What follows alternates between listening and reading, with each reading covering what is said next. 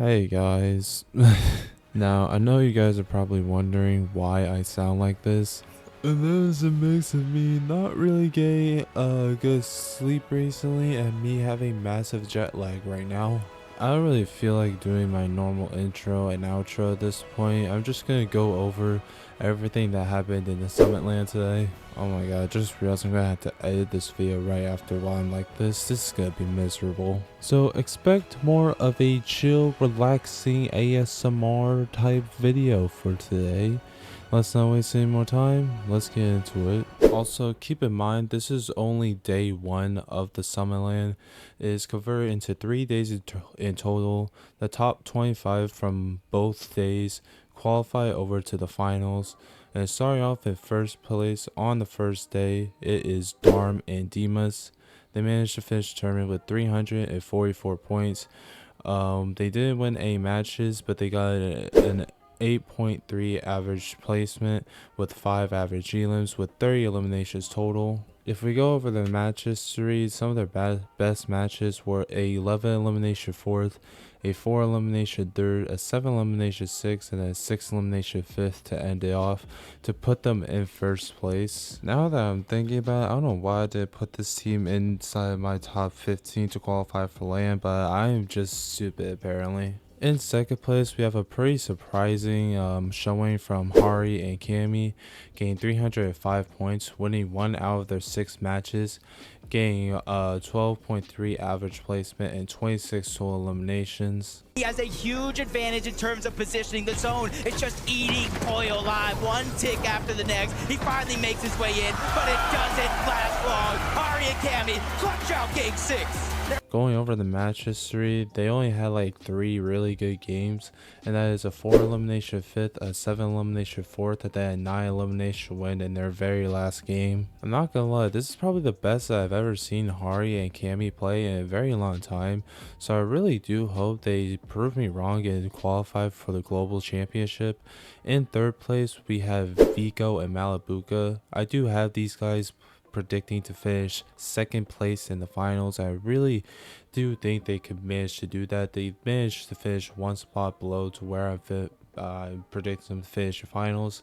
They didn't win any games today, but got 27 total eliminations. I do remember Vico tweeting saying that he was nervous literally before going into this event.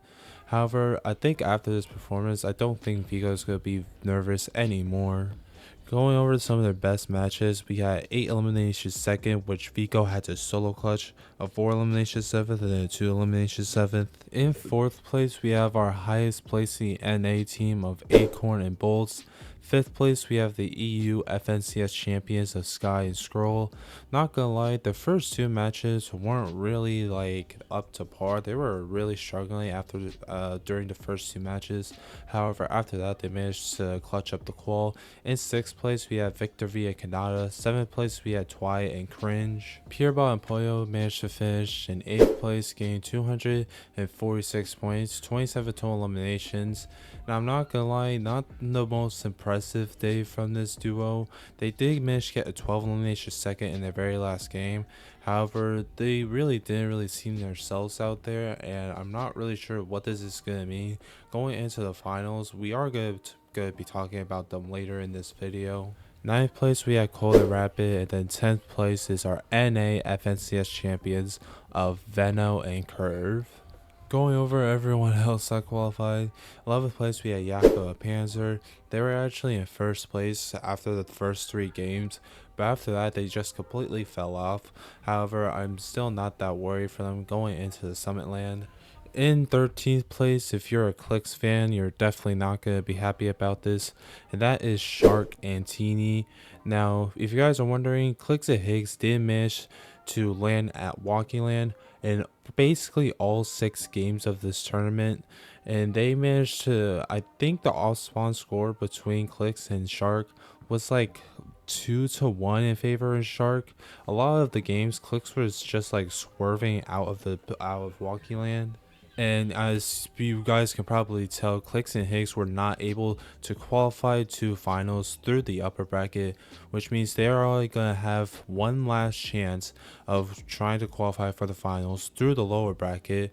And when we talk about lower bracket, it's just not looking good, man. 14th place of Focus Atomics HD. 15th place we have Rezon and Noah Rayleigh. 16th place we have Cooper and Reed. We are going to be talking about their off-spawn situations in a little bit. 17th place we have Azaz and Scary, one of my dark horse teams to do well at this LAN. I really hope they can continue that reputation. In 18th place we have Hero and FKS. 19th place we have Resigns and Tinka, one of our OCE teams. 20th place we have Chance and Tyler. 21st place we have Cringe and Volko. 22nd place we have Warwicks and Kidwo, who is actually a Phil team, so shout out to these guys for qualifying for the LAN. In 23rd place we have Lua and Romeo, and then 24th place we have Cole and Madden, and 25th place we have Darkos and Minori. I don't really know how to say that name. Those are the 25 teams that are going to be all qualified to the finals, which means we do have a lot of big name teams that did manage to qualify, as like in 26th place of Marius and Idrop. 28th place we have Javi and Minish. 29th place is just a team that keeps on disappointing everyone day after day, tournament after tournament, of Chap and Flixie. This is a team I'm definitely going to be keeping a close eye on, and if they don't manage to qualify to the finals, then I don't really know what their future of competitive Fortnite is looking like as long as playing together, nor do I know if they're going to be playing together in the future. In 31st place, we had Pixie and Swizzy. Yes, Swizzy was able to play this tournament after him having a little bit of visa issues. And I am going to give a little bit of slack to Pixie and Swizzy here, because Swizzy actually showed up on the day of the Summit LAN. And Swizzy was literally playing on like 0 sleep. So I am going to give them a little bit of slack. Same thing with 32nd place of ajerss and Ritual. ajerss was really sick throughout this entire event. You could literally hear in the broadcast of him literally dying on the inside. So I really hope ajerss is able to recover quickly and manage to do well the next day of the Summit LAN. In 33rd place, we have Sphinx and Muzz. Not gonna lie, don't know what happened to this team. They just really didn't play all well at all today. In 34th place, we had Chino and Pablo, just really struggling with their mid-game situation. During the off spawn, they were looking pretty good. However, in mid-game, it just really wasn't their specialty. In 37th place, we had Jargu and Carillion. 38th, we had Yuma and Kyoto.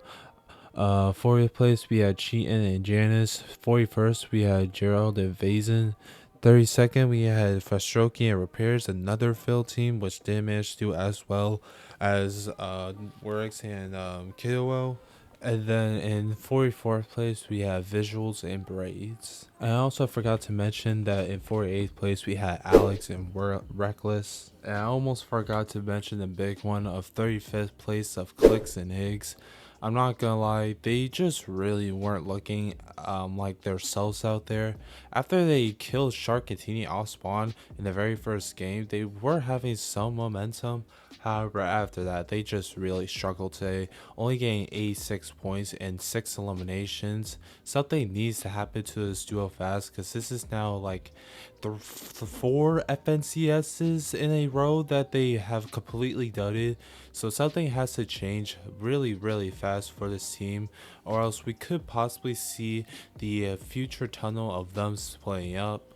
Or let's say they do qualify for the finals.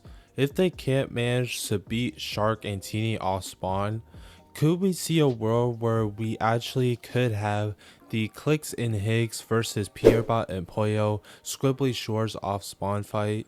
Me personally, I don't really think so. Anyways, going over the entire lower bracket was looking like.